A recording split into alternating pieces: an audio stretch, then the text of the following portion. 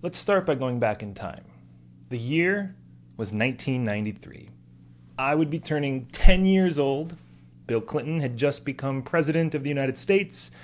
Canada elected Kim Campbell, their first and so far only female Prime Minister. NASA lost contact with the Mars rover. We all went to see Jurassic Park and Mrs. Doubtfire in the movie theater. Remember back when we could actually go to the movie theater? We were all singing "I Will Always Love You" along with Whitney Houston every time it came on the radio. And there was a new book that was published, beginning its 71 weeks on the New York Times bestsellers list. This book changed the way that we would see the world. Can you guess what it is? Magic Eye, a new way of looking at the world. This book, well, this one's the 25-year anniversary. The original one was red. This book combines bright colors and an image pattern called stereograms. This book is filled with what looks like abstract art, but when you look at it in just the right way, you've all done this, where you start close and move your head back. Well, then a 3D image will jump off the page, allowing you to see depth where there had only been a flat surface. Go ahead, take a look at this image on screen right now, and I'll give you a few moments to try it out. Just lean in towards your screen, kind of look past the image, let your eyes cross, and then slowly back away and let it come into focus. And do you see it? Do you see it? It's a map of the world. Entertaining to some and frustrating to others, this reminds us that there is more to the world than what we might see at first glance. And this is what's happening in today's reading from Genesis 28. While Jacob wasn't looking at the pages of a Magic Eye book, he was having a similar experience, waking up from his dream and seeing the world around him different than he had before, seeing depth where before it was just flat, a stairway to heaven at the place he had chosen to sleep for the night. Surely the Lord is in this place, and I did not know it. Surely the rocket ship is on the page, and I just don't see it yet. And so I want to invite us to do what Jacob did, to see the world as a magic eye image, looking past the surface to see what is already here, even if we don't always know it. And to start, we need to go to the park.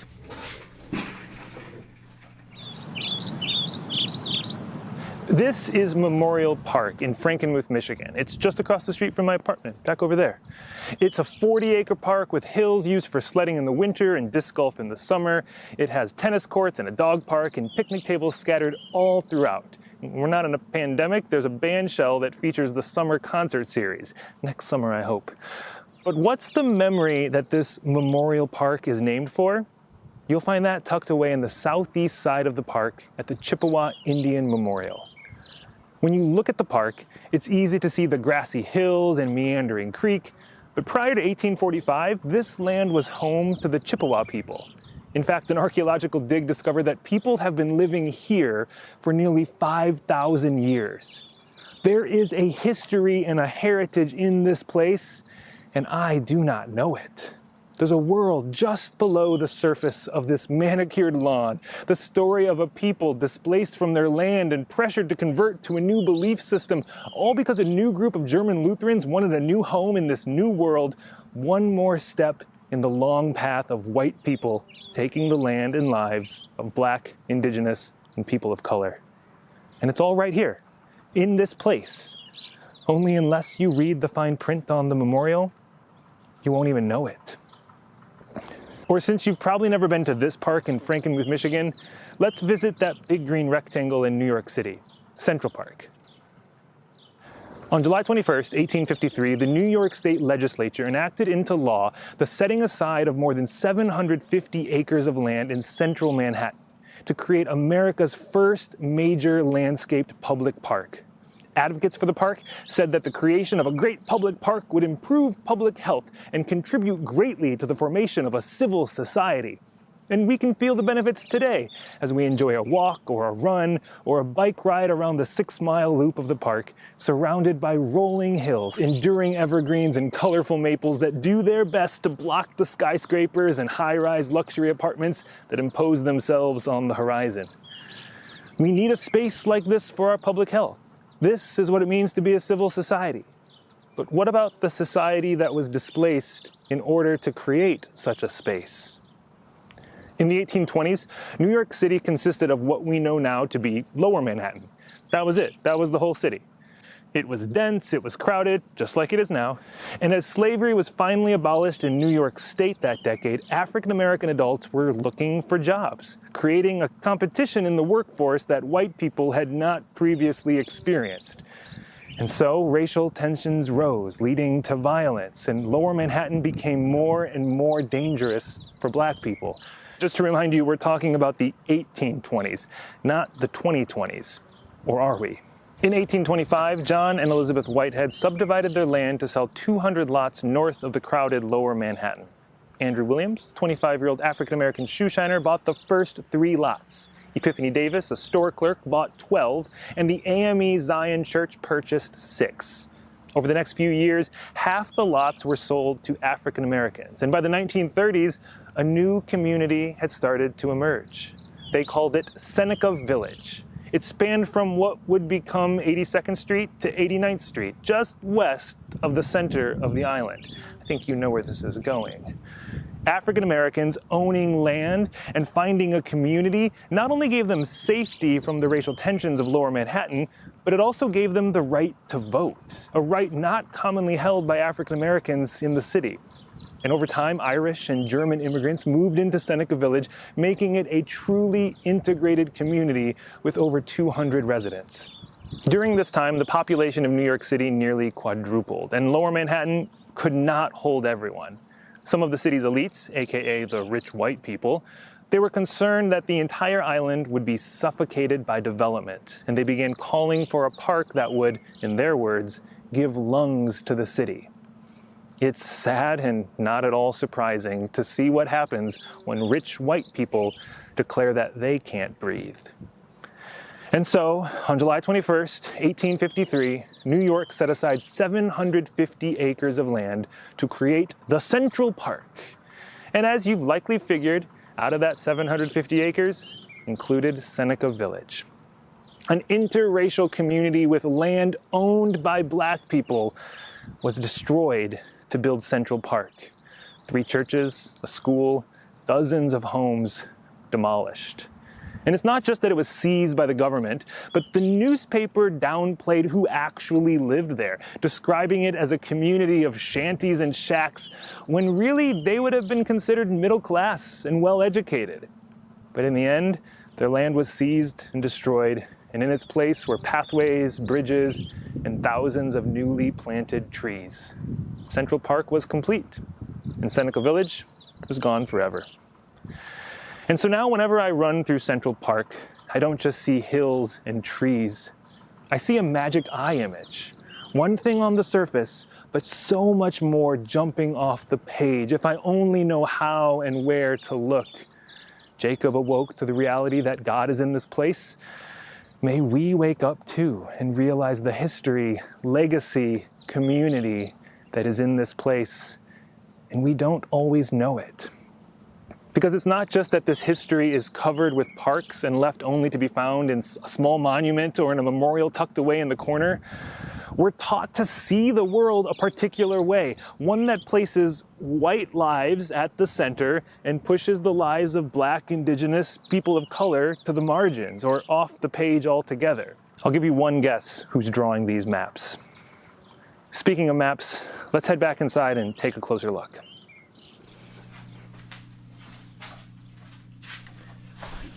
Let's spend a moment or two talking about maps. First, there's this one filled with all these familiar shapes. So let's have a little pop quiz. What's this one? Yep, Florida. I'm starting off easy for you. And this one? Michigan, America's high five. How about this one?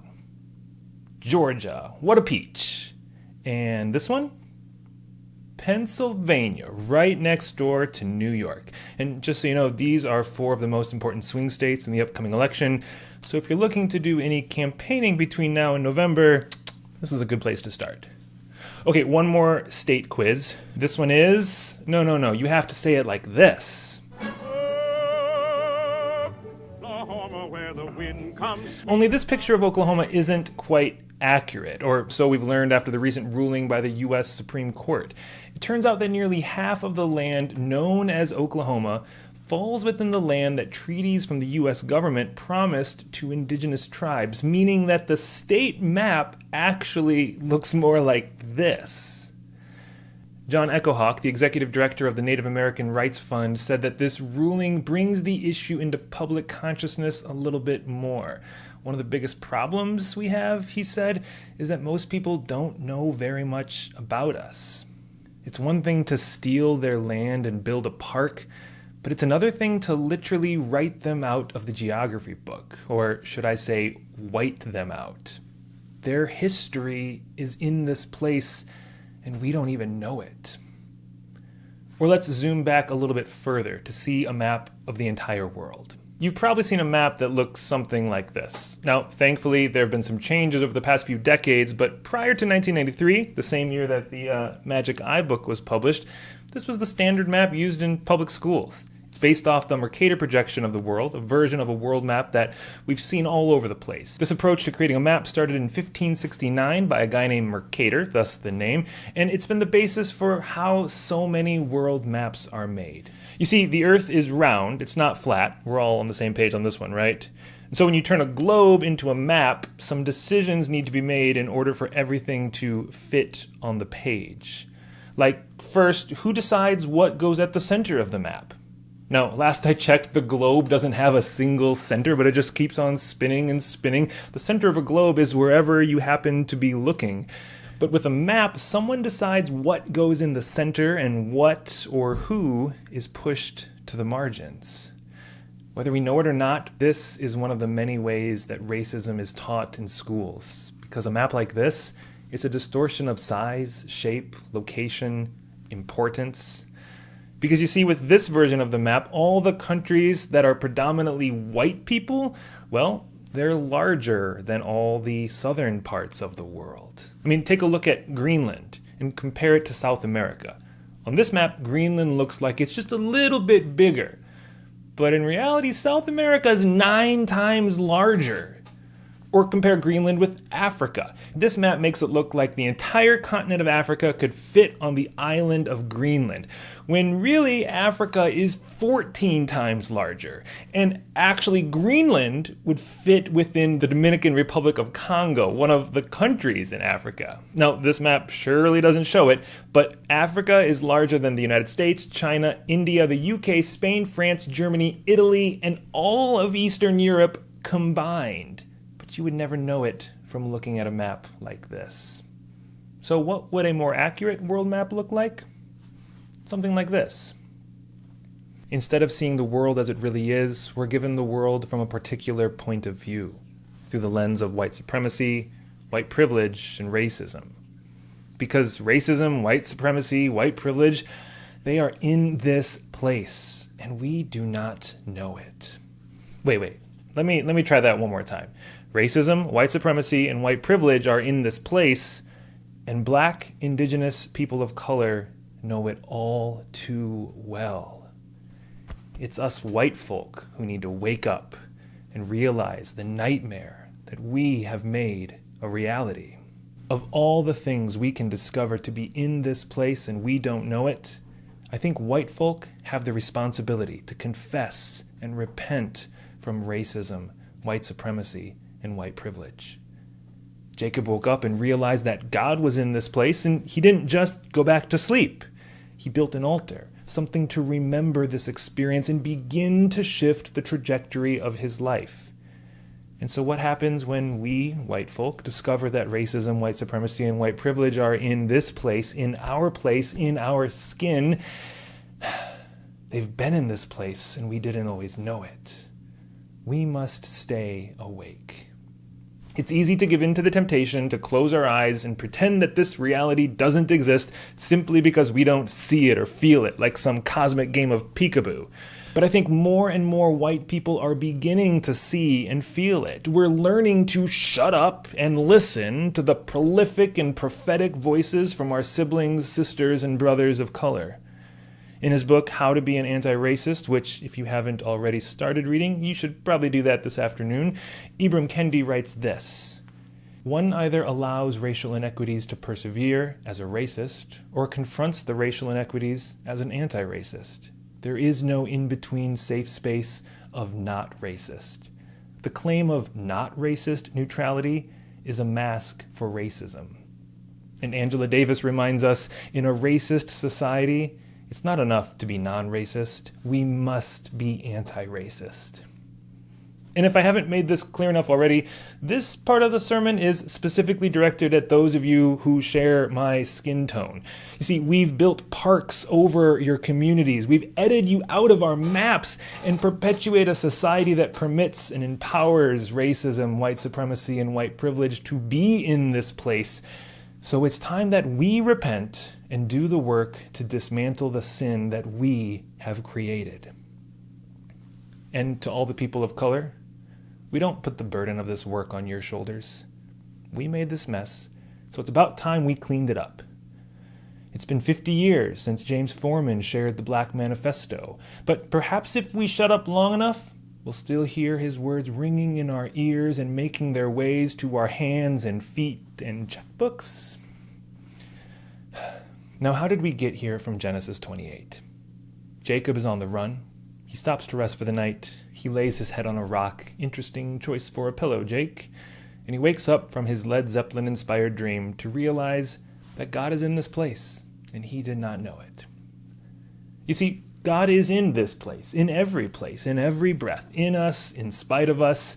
And finding God, it's just the starting line. It's where we begin.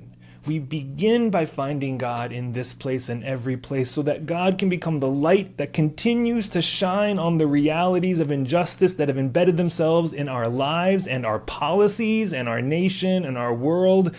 Americans have been long trained to see the deficiencies of people rather than policy. That's Ibram Kendi again. And if you want to join others from our community in exploring his book and others, be sure to sign up for the upcoming Race to Action small group.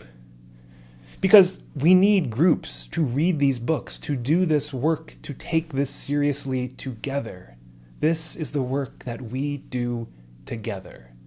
We will only be the beloved community when we open our eyes and face the reality all around us, among us, within us.